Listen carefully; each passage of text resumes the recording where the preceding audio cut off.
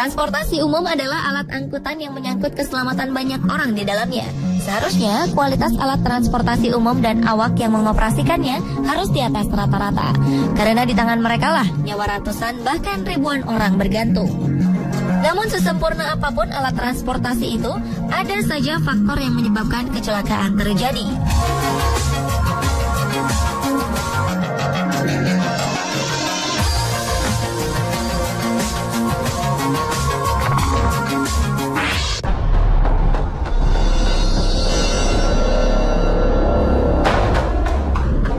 Sabtu 8 Maret 2014, dunia dikejutkan oleh hilangnya sebuah pesawat penumpang Malaysia Airlines dengan nomor penerbangan MH370.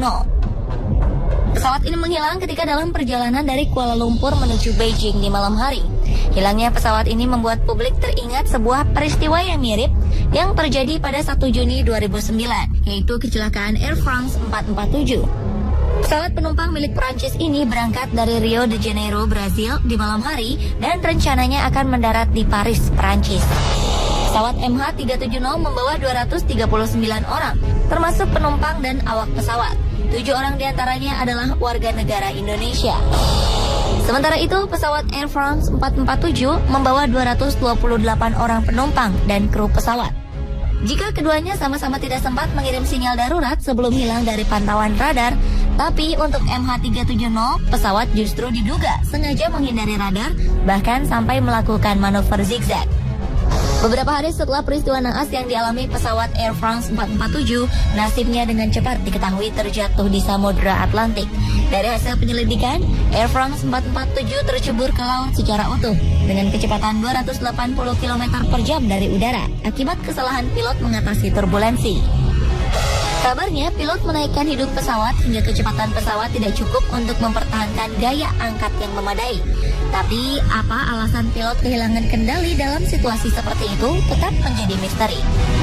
Sementara itu, untuk MH370, sekitar 1 jam setelah tinggal landas, sinyal MH370 dilaporkan hilang dari radar menara pemandu lalu lintas udara atau ATC Subang, Malaysia. Berbagai spekulasi pun muncul, mulai dari pembajakan karena pesawat diduga membelok arah. Lalu ada juga spekulasi konspirasi politik demi kepentingan negara tertentu dengan mengorbankan pesawat malang itu, hingga dugaan bahwa MH370 masuk ke dimensi dunia lain. Hingga kini, kemana dan apa yang sebenarnya terjadi dengan MH370 masih menjadi misteri. Sejauh ini diperkirakan penerbangan MH370 berakhir di Samudra Hindia.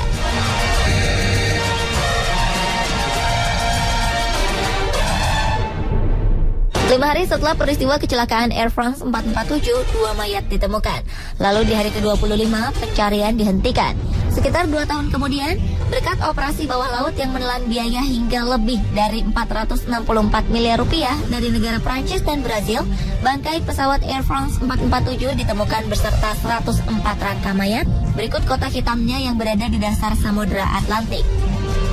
Sementara itu, pencarian MH370 yang masih diselimuti 1001 tanda tanya diklaim sebagai yang terbesar, terlama, dan termahal sepanjang sejarah.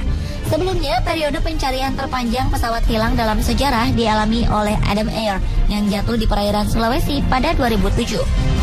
Adam Air baru ditemukan setelah dicari selama 10 hari. Menurut para ilmuwan dan analis, biaya untuk menemukan MH370 diperkirakan 10 kali lebih mahal dari pencarian pesawat Air France dengan jumlah 27 negara yang turut serta mencarinya.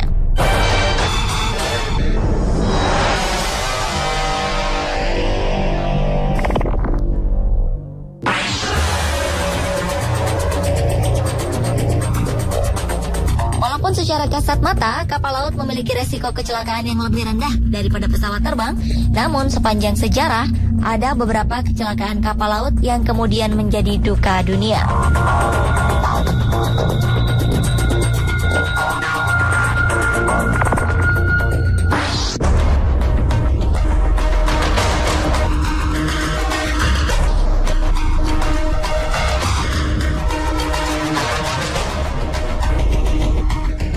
Kapal Titanic, MV Donna Paz, dan Tampo Mas kedua pernah mengalami kecelakaan yang kemudian tercatat sebagai yang terparah di dunia. Kapal Titanic mengalami kecelakaan pada 15 April 1912. Kapal penumpang Super Britannia Raya yang tenggelam di Samudra Atlantik Utara itu menabrak gunung es saat akan berlayar dari Southampton, Inggris ke New York City, Amerika Serikat. Malang, kapal yang diklaim pembuatnya tidak akan bisa tenggelam ini celaka karena kesalahan manusia. Sang kapten kapal mempercepat waktu pelayaran dengan menambah kecepatan Titanic sampai ke titik maksimal untuk mengejutkan media. Namun sayang, saat berhadapan dengan gunung es, kapal megah itu tidak sempat menghindar, hingga bagian depan kapal menabrak gunung es dan merobek sebagian badan kapal.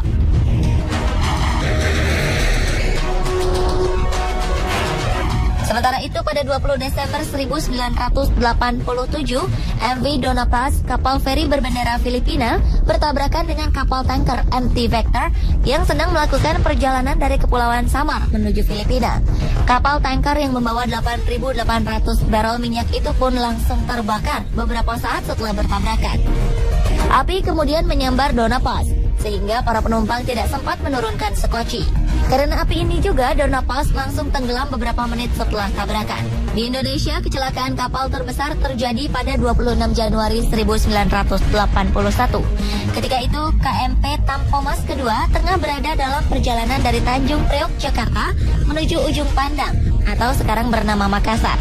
Penyebab tenggelamnya kapal Tampomas karena badai hebat yang mereka hadapi ketika berlayar. Ditambah sebuah puntung rokok yang masih hidup yang memicu kebakaran pada salah satu dek kapal. Ketika api mulai membesar, penumpang segera menuju ke dek atas untuk menyelamatkan diri dengan menggunakan sekoci. Namun proses evakuasi berjalan lambat karena untuk menuju ke dek atas hanya ada satu pintu.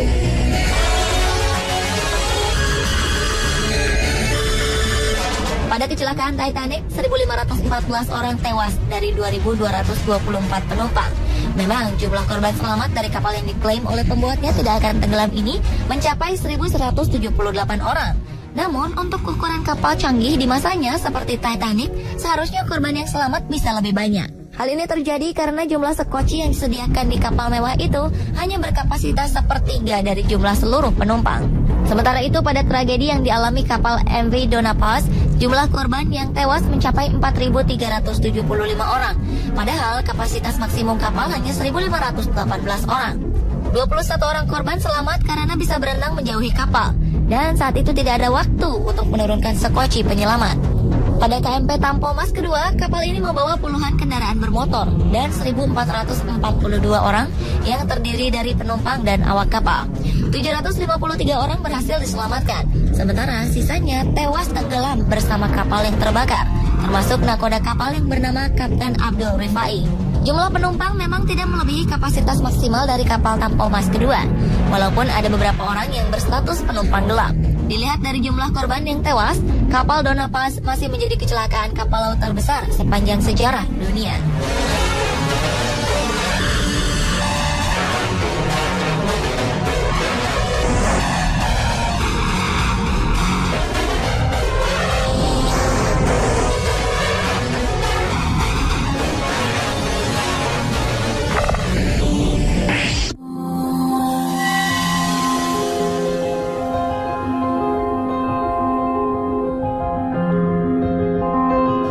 Transportasi yang juga memakan korban yang banyak adalah kecelakaan kereta api. Yang pertama adalah tragedi Firozabad di India. Sebanyak 200 orang tewas akibat kecelakaan ini. Lalu tragedi yang tidak kalah mengenaskan adalah tragedi Est di Jerman. Korban tewas berjumlah 101 orang, sedangkan korban luka-luka berjumlah 88 orang. Tragedi Firozabad melibatkan dua kereta, yaitu Kalindi Express dan Purushottam Express yang sedang melaju di daerah Firozabad. Ketika itu Purushottam berada di satu jalur dengan kereta Kalindi Express. Purushottam sempat mencoba melakukan rem mendadak, namun usaha itu tidak berhasil dan akhirnya harus menabrak Kalindi Express. Sementara itu, tragedi Est hanya melibatkan satu kereta saja. Akibat salah satu roda dari kereta tersebut retak, kereta pun tergelincir. Karena jenis kereta naas ini adalah kereta cepat, masinis pun kehilangan kendali ketika kereta tergelincir. Akibatnya, kecelakaan pun tak bisa dielakkan.